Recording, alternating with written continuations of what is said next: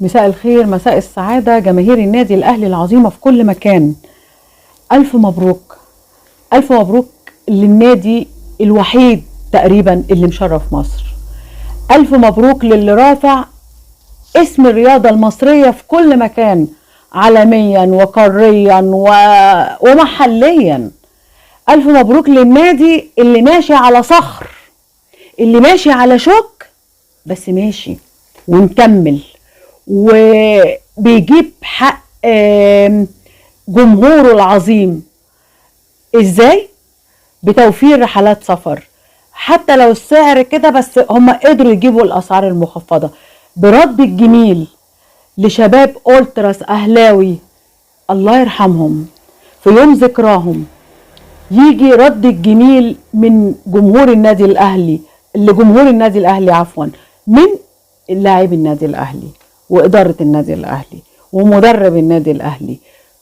والاهم من كل ده ان ربك من فوق سابع سما يرد للنادي الاهلي حقه في يوم الشهيد.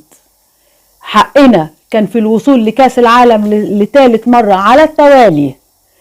لو كنا كسبنا افريقيا، لو كانت اتنظمت اكيد في مصر كانت القصه مختلفه خالص، بس الايادي الملوثه في الرياضه المصريه رفضت ده وعملت كل حاجه علشان اخفوا الجواب، وعملوا كل اللي بيعملوه ده علشان النادي الاهلي ما يحققش الانجاز وياخد افريقيا لثالث سنه على التوالي ويوصل كاس العالم. يجي لك عدل ربنا، ما هو ده. ما تنتظرش عدل من العباد، انتظروا دايما من رب العباد، لان رب العباد هو شايف كل حاجة واجل لك الفرحة. سبحان الله فعلا. يعني ما حدش عارف ان احنا مين كان يقول ان احنا ممكن نشارك؟ مين كان يقول ده؟ انما ربنا. يعني احنا اتظلمنا وربنا شاف ده، شايف كويس جدا ده. استنى يا نادي الاهلي، استنوا يا جمهور النادي الاهلي. انا هعوضكم. انتوا ليكوا حق هتاخدوه. وصعدنا كاس العالم للانديه، ابتدينا للمره يمكن دي يمكن مش الثانيه او الثالثه، مش عارفه. احنا الفتره اللي فاتت ما كناش بنبتدي قوي يعني من التمهيد ده، وكسبنا اوكلاند سيتي، كسبناهم. وطلعوا لك ناس يقولوا لك ايه، هو ده فريق، ده مركز شباب. يا عم مركز الشباب ده في كاس العالم، انت ما تعرفش يعني ايه كاس العالم. انت ما تعرفش يعني ايه كاس العالم للانديه. انت بالنسبه لك انت اخرك تقعد تشوفنا وتشجعنا، بس مش تشجعنا يعني، انك تقعد بس تتفرج علينا في كاس العالم. وتلاقي اللي يقول لك اصل ايه الفريق الضعيف ده، هو ده فريق؟ يا عم انت مالك. انت بتوصل، انت بقالك 20 سنه ما تعرفش يعني ايه كاس افريقيا يعني شكله ايه. حضرتك انت بتشوفه في التلفزيون واحنا بنستلمه، او اي نادي بيستلمه غيرك. انت مالك؟ انا هسيبني من دول خالص، اللي هم عمالين يناقضوا في نفسهم دول ما يهمونيش خالص نهائي. انا اللي يهمني الجمهور المصري اللي بجد، اللي شايف ان النادي الاهلي مشرف في الكره المصريه. الجمهور اللي شايف ان ده عوض عن، او جه في يوم مهم جدا لرد الجميل للشهداء. ده بقى الجمهور المصريين البني ادمين، ده بقى اللي ملوش دعوه بانتماء، ده انتمائك تركنه على جنب. انما انا بشكر الناس اللي فعلا عارفه يعني ايه دم شهيد، ويعني ايه ان ده يجي في وقت زي ده الفوز. وبصوا يا جماعه، يعني احنا في ناس كتيره زملكاويه هنتنا امبارح بجد، وفي زملكاويه كتير جدا جدا جدا جدا ما كانوش مبسوطين.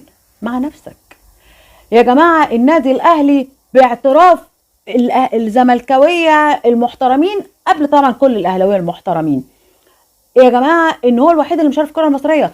انت في عز ما في مهاترات وتطاول وسباب وكلام بشع على الشاشات، والعالم كله بيتكلم، والعالم العربي ايه ده، ايه اللي بيحصل في بلدكم ده؟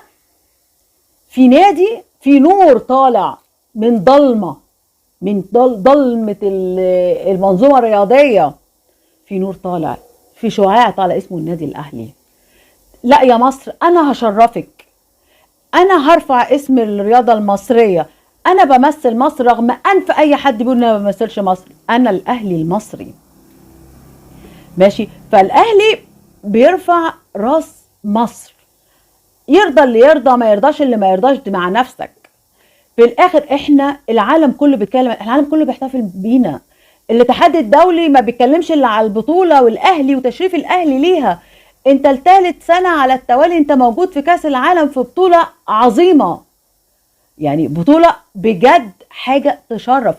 المظهر يشرف، ادارتك تشرف، لعيبتك تشرف، جهازك الفني يشرف، كل حاجه كانت رائعه. يعني استقبال الاستاذ فوزي لقجع حاجه جميله ومبهره. الراجل وكانه اعتذار ضمني على حاجه هو ما عملهاش. هو الراجل كان بيشتغل لصالح بلاده. للاسف للاسف جت ارادته ان الماتش يبقى عنده وصالح بلده، للاسف اتفقت مع ناس بتكره النادي الاهلي ومش فارق معاها مصر ولا سمعه مصر، لانهم متعصبين للزمالك. الكل كان بيرحب بالنادي الاهلي. المغرب والاستقبال العالمي للنادي الاهلي، جمهور المغرب وهو مالي الملعب، كله بيشجع النادي الاهلي، كله حاسس بقيمه النادي الاهلي، كله شاف قد ايه احنا ما كناش عارفين رايحين كاس العالم للانديه، وكنا قد ايه متعاطفين مع المغرب، وقد ايه بنشجعها في كاس العالم، وقد ايه نفسنا ان المغرب يكسب. سبحان الله، ربنا يكتب لنا برضو الخير تاني، ان جمهور المغرب حس بمشاعر الجمهور المصري وجمهور النادي الاهلي، فيقف معانا ويشجعنا. ما بقول لكم عوض ربنا ده حاجه جميله جميله، حاجه مختلفه. انت مستني العوض من ربنا بس.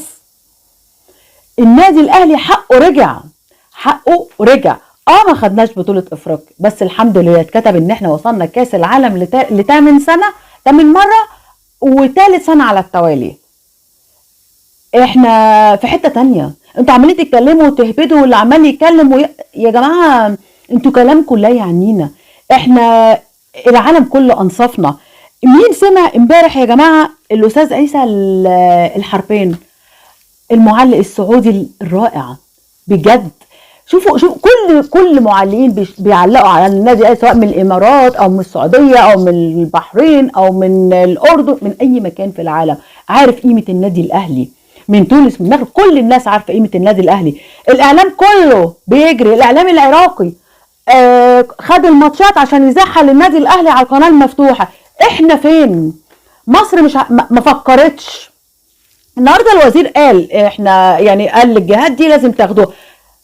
قال لهم لان الشكل ما بقاش حلو، لان بقت واضحه وباينه ومكشوفه، وجمهور الاهلي فهم اللعبه وكشفها. السنه اللي فاتت ما اتعرض عليكم من الامارات ما رضيتوش. السنه دي ما احنا الشكل ما بقاش كويس، حاولوا تجيبوا ماتشات النادي الاهلي، وانتوا طبعا عايزين تجيبوها وانتوا بتدعوا ربنا ان الماتش اللي جاي ده بقى اخر ماتش لينا. لكن ان شاء الله النادي الاهلي هيكمل، وهنقابل ريال مدريد، وان شاء الله يا رب يا رب باذنك لا ميداليه ذهبيه لا ميداليه فضيه ان شاء الله باذن الله. الاهلي نادي الكل لازم يفتخر بيه. الاهلي مغير شكل السيء اللي فيه المنظومه الرياضيه. الاهلي مخلي برضو اهو، يعني تقدر تقول ايه، يعني لا يا جماعه احنا مش وحشين قوي في السلوكيات وفي الرياضه وفي التنظيم وفي التحكيم وفي كل. عندك فريق رافع اسمك، فريق يفرح، فريق ربنا عوضه. ما تاني الحمد لله يا رب، الحمد لله ان الكرم يجي كمان في يوم ذكرى شهدائنا اللي هيفضلوا في قلوبنا طول العمر، وهيفضل الاهلي فوق الجميع. احنا الاهلي، انتوا مين؟